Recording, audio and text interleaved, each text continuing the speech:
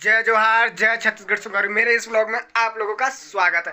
तो अभी रात के बज रहे हैं 9:30 और रिसाली में क्या बोलते हैं प्रोग्राम हो रहा है। रिसाली में जस्ट झांकी हो रहा है। तो अभी हम लोग यहाँ से खाना वाना तो खा लिए हैं। तो अभी रिसाली में चलते हैं हम लोग झांकी देखने के लिए और वहाँ पर आप लोगों को दिखाते हैं झांकी। ज़बरदस्त ज़बरदस्त झांकियाँ है। और मुझे भी, मैं तो आज दुकान उकान खोलना था तो नहीं जा पाया, लेकिन अभी हम लोग चलते हैं रिसाली में और आप लोगों को झांकी दिखाते हैं ज़बरदस्त वाला। तो अभी हम लोग आपको घर का सीन दिखाते हैं, क्या सब्जी बना है। तो चलो दिखाते हैं आपको। ये हमारी चाची अभी चटनी पीस रही है। चाची खुश। और ये रहा है हमारे पापा जी यहाँ बैठे हैं, हमारी दादी, हमारा भाई जीवन जो कि अभी टकलू हो गया है, आप लोग ब्लॉग में देख चुके हैं। और वहाँ पर चल रहा है टीवी। क्या आज क्या सब्जी बने चाची? कुसुम भाजी।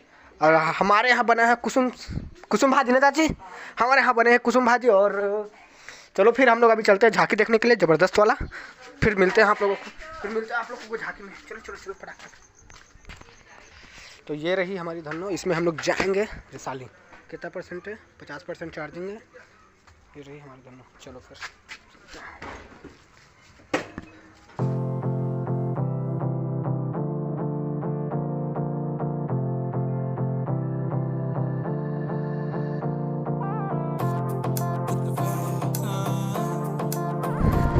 ये रहा अपना दुकान। मेरी से मेरी नींद आ जाओ ना तो सही, ऐसी मन की है सच्ची।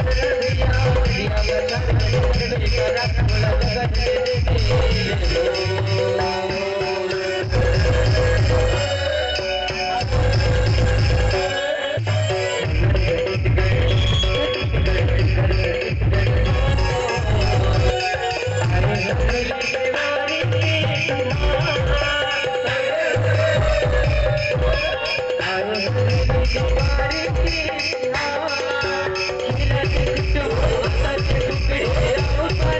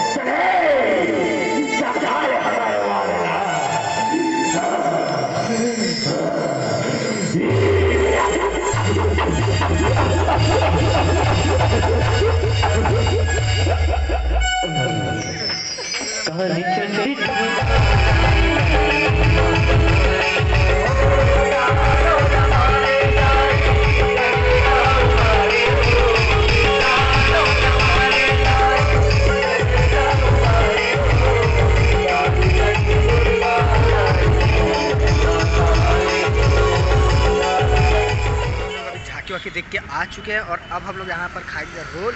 रहमान के पास हम लोग रोल खाने के लिए आए। अब रोल यहाँ से खाते हैं, उसके बाद हम लोग घर जाएंगे। घर जाने के बाद आप लोग गुड नाइट। और ये वीडियो अगर आप लोगों को पसंद आए तो लाइक, कमेंट, शेयर और सब्सक्राइब ज़रूर कर देना। तो अभी चलते हैं, बाय बाय।